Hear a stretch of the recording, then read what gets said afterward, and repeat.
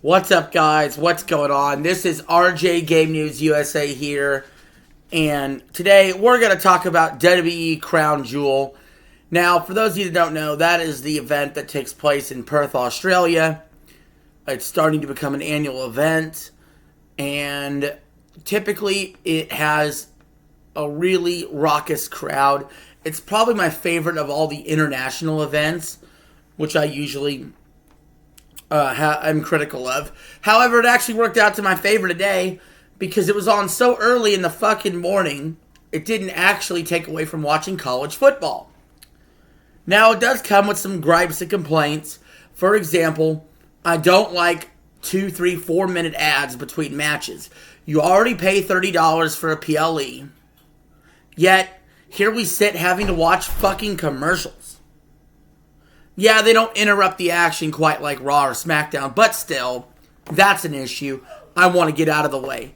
However, my overall thoughts on Crown Jewel is, it was a very good show, and we're going to get into it. So, again, hi, I'm RJ Game News USA. Subscribe if you're new to the channel, hit the like button, share this video out there, and comment below what you thought about Crown Jewel, and let's jump right into it.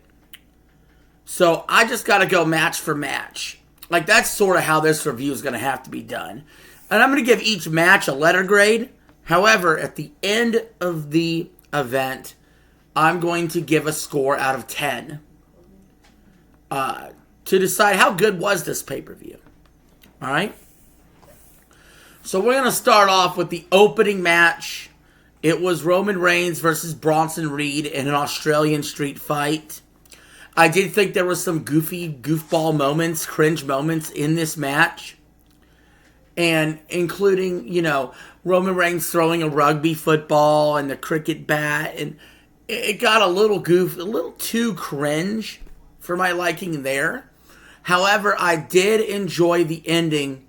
I did enjoy Bronson Reed winning. They're telling a story of the Vision, the group The Vision, winning matches and progressing further in what they're trying to accomplish, which is taking over WWE.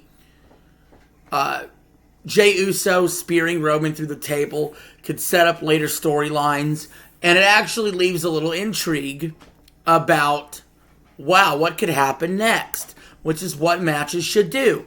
Matches should lead to stories, stories lead to matches. Will Roman turn heel? Will Jey turn heel? Somebody has to, right? Maybe they're going to revisit a rivalry between them. I would be more excited if they didn't already face 500,000 fucking times. Roman rarely loses, by the way. I don't believe Roman's been pinned like this in a one-on-one match since Cody. So, this is a very rare occurrence. Roman's at the stage of his career where he's no longer about winning titles. He's in the stage where he's putting over the next guys. You know what I mean? Sort of like Cena was for the last decade. He's putting over guys, and he's going to have a lot more losses on his resume doing so.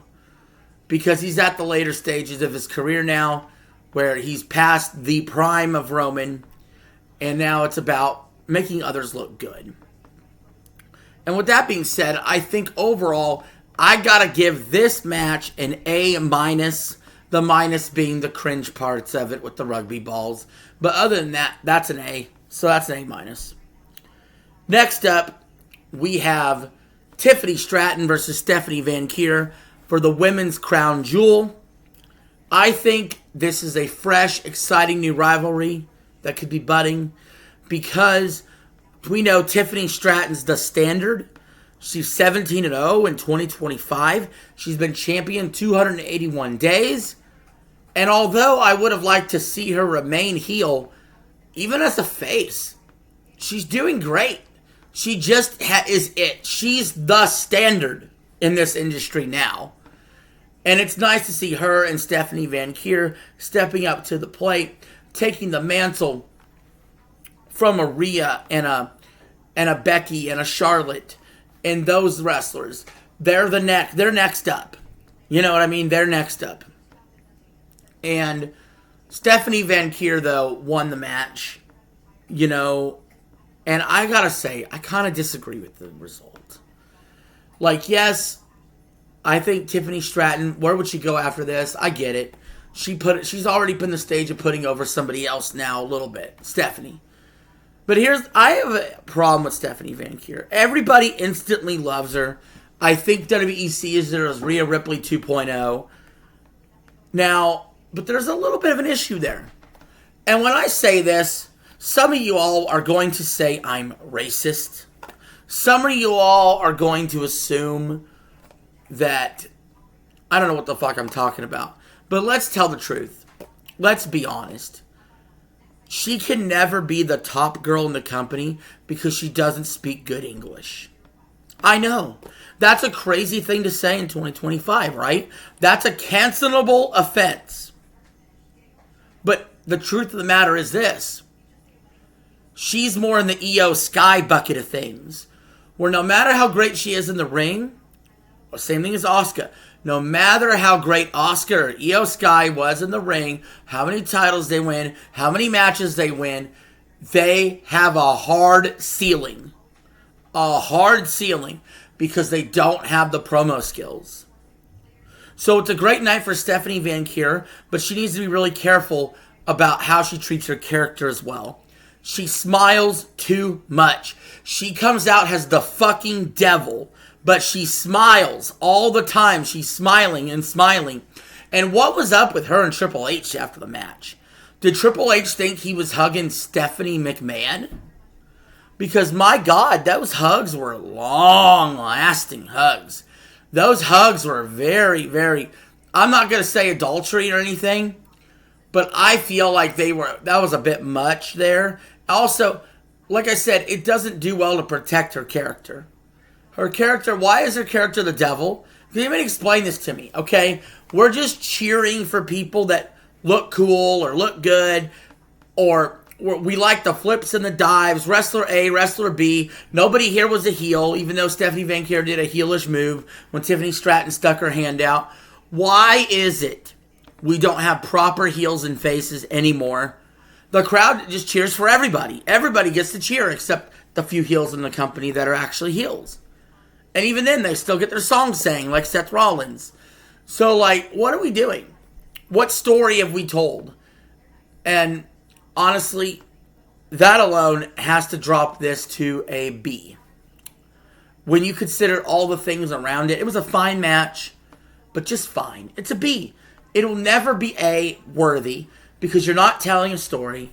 And it'll never be A worthy because you're not having proper heels and faces. And Stephanie Van Kier doesn't have promo skills. She has charisma, but she smiles too much. She just smiles too much. Moving on to what I consider the match of the goddamn fucking year. AJ Styles and John Cena. Speaking of no story, AJ Styles made some comments that we don't need a story. Okay. Well, guess what? AJ Styles somehow proved himself right. I don't know how, but actually it going in with no story and no expectations other than this is just John Cena and AJ Styles having a match. Turned out they jumped so high over the bar, I couldn't believe it.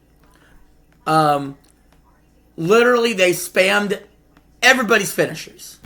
You cannot do this for every match. You cannot do this in every circumstance. It would get old. But in this circumstance, what they did tonight was absolutely fantastic. We saw everything from a tombstone, an attempted 619. It was just a crowd pleaser. That's all this is. The whole match was set up as a crowd pleaser. People wanted Styles and Cena, and they got it anyway. Everything about this was a crowd pleaser. The skull-crushing finale, the RKO, Cena doing the freaking vintage DDT, and then the RKO. It was just pop after pop. The tombstone to AA finish. Loved it. Loved everything about this. This match is an A++. I swear. Excellent match. Best I've seen from WWE all year. I mean, Cena had a hell of a great match against Cody the second time around at SummerSlam for the title with stakes on the line. That felt more tense. Cena versus Orton was very good as well. Those three matches are the matches Cena's going to hang his hat on. when his career is over. Hopefully he's got one more left in him at Saturday night's main event. That's good. But yeah, that's an A++ match right there. Then we move on to what I thought was the worst match of the night.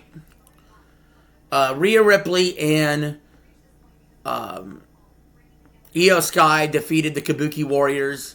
I mean, it's nice to see Rhea winning in her home country. That's basically the appeal. Rhea wins in her home country. The story was, oh, the Kabuki Warriors are Io Sky's family. Okay. Whatever. Rhea and Io win. This match was as average could be. Crowd was popping for Rhea. I can't give this any more than a C- though. Legitimately, it's just so 7 out of 10. It's just so middle of the row. And following the Cena match did it no favors.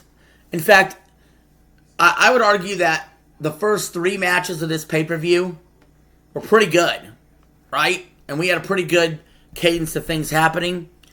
And then it sort of just fell off a cliff after that.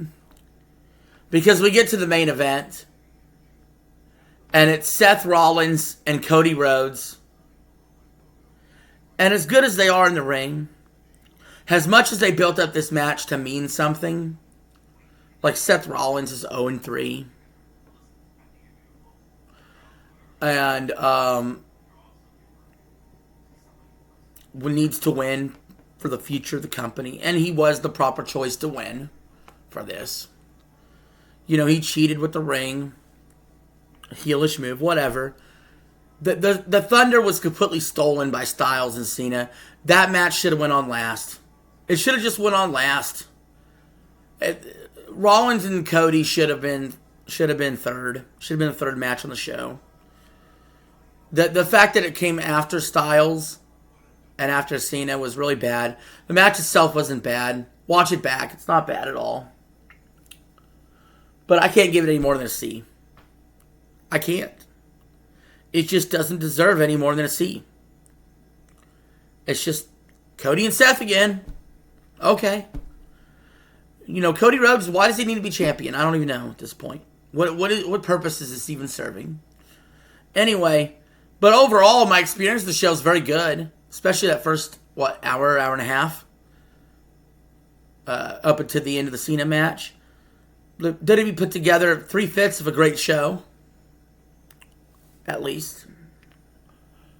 So just to review. Roman Bronson, A-.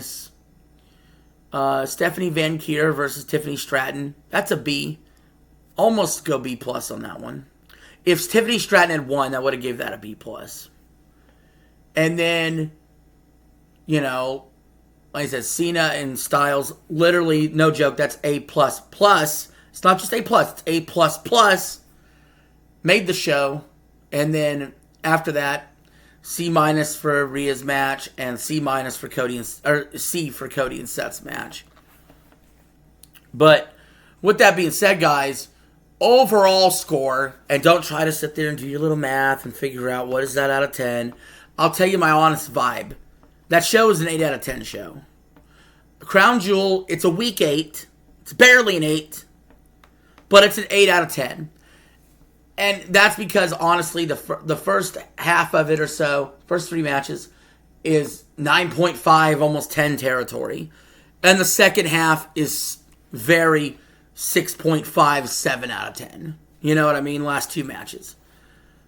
So overall, I got to say 8 out of 10 if I had to put a score to this pay-per-view, which might be one of the highest rated WWE events I've had for the year. By no means do I think this fixes the company. Going forward, think about it. Like maybe we get another Roman J thing going on, maybe. Is that what's different? Seth can brag some more. Cena's gonna retire soon, so what does the Styles match actually do long term, other than just being a memorable, awesome match? Nothing. Now, Stephanie Van Kier, her win over Tiffany Stratton may last a while. It may reverberate and change the women's division in some way. But will it change it for the better? That remains to be seen. So like I said, with that being said, 8 out of 10, guys, I'm going to go ahead and get out of here. This is RJ signing out. Have a good one.